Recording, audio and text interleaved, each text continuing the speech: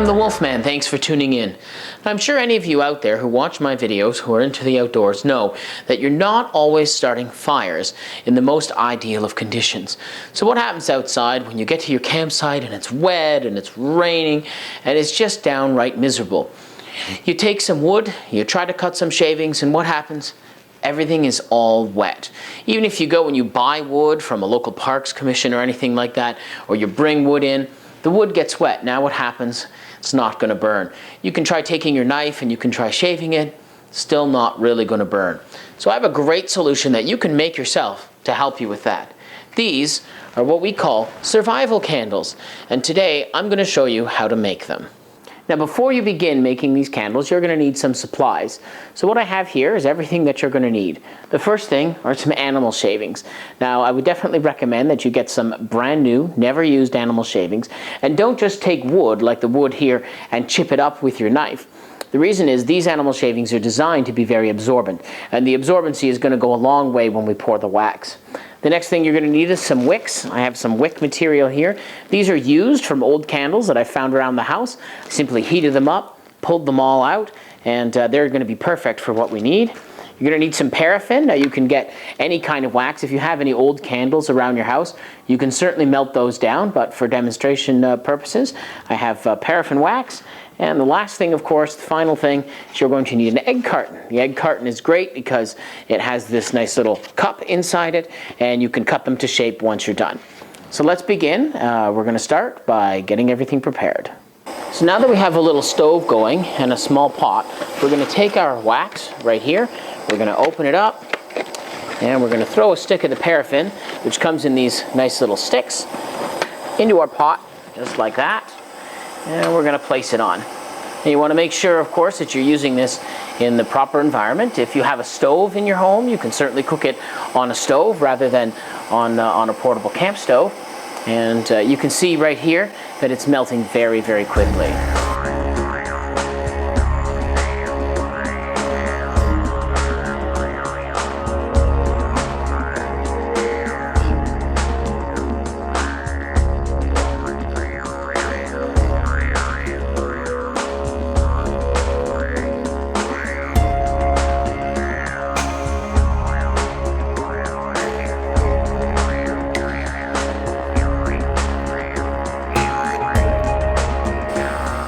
Now that we have our wax nice and hot in a liquid state, we're going to turn our attention to the next step, which is going to be to prep our egg carton. So this is our egg carton here.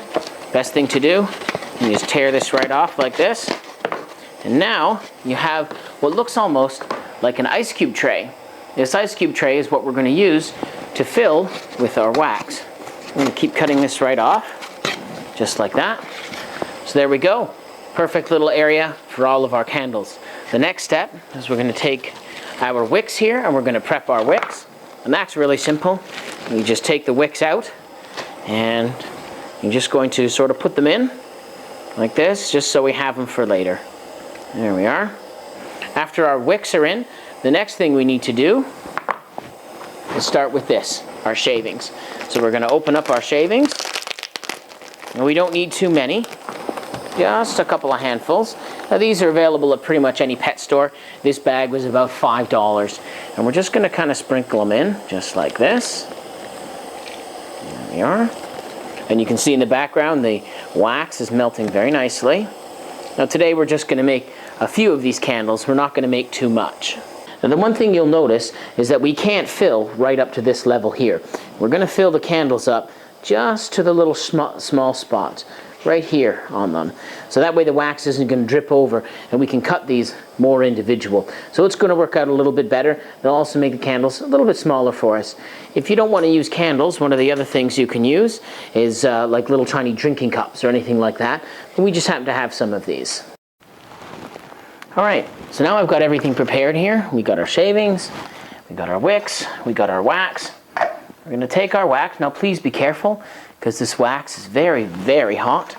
And we are going to pour it into our tray. Just like this.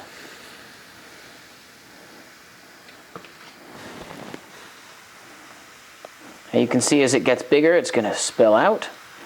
It's going to slightly inflate all of the little things that you put in here. Just like that. Now, because it's steaming a little, I'm just going to put a top on it. There we are. So these candles, believe it or not, are almost done. All we need to do now is we're going to take our wicks, and we're going to put the wicks in. Now, just for simplicity, I'm just going to rest them on the side, just like this. Do the best you can to get them in the center, but it's not always going to be possible. You can also tape them on as well if necessary. There we are. Putting in our wicks.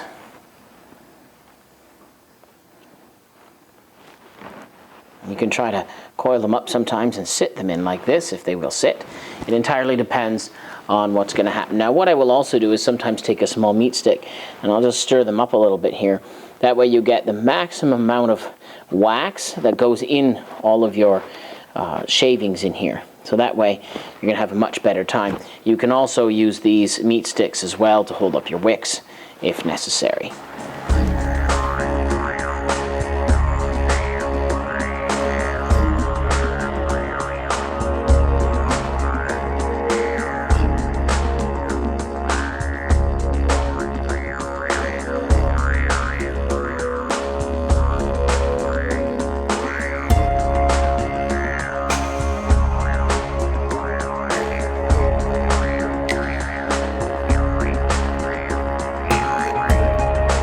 So now that our candles are all dry, the next thing I do is I remove my little sticks here, which keep the wicks in. Now what I do just for simplicity is I put a double wick in. So I took the single wick and I looped it in half over top of these.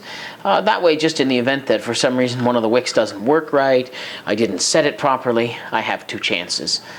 So that just makes my life a little easier in the event that I'm trying to start these in a wet fire. And again, what these are for is simply for if it's very, very wet outside and you're in a situation where you don't have any real dry kindling. The next thing we're going to do, we're going to take our knife, we're just going to cut them all up. And that's a pretty simple process. Just goes something like this. There we go. And then we're going to cut her one more time so we've got the two. And there we are, have it. Look at that. So now we have a nice little double wicked candle right there in this nice convenient little box.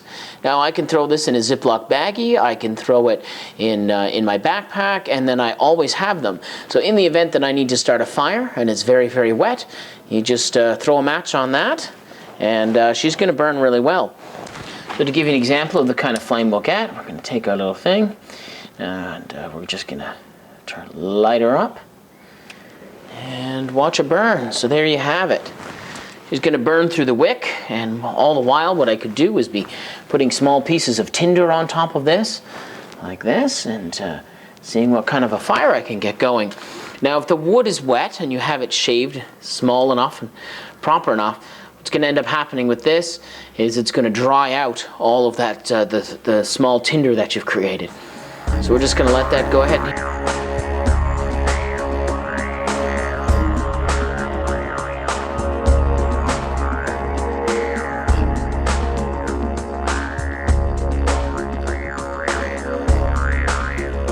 So as you can see, the candle's still burning after quite a few minutes. It's really easy to make these little fire-starting survival candles.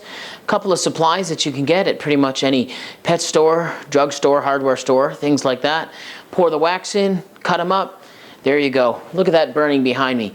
That's a really nice little fire. That is going to start under any kind of conditions, whether it's wet outside, during the winter, if where you're viewing from has snow, anything like that. I'd like to thank you for watching this video. I'm the Wolfman. Please consider subscribing.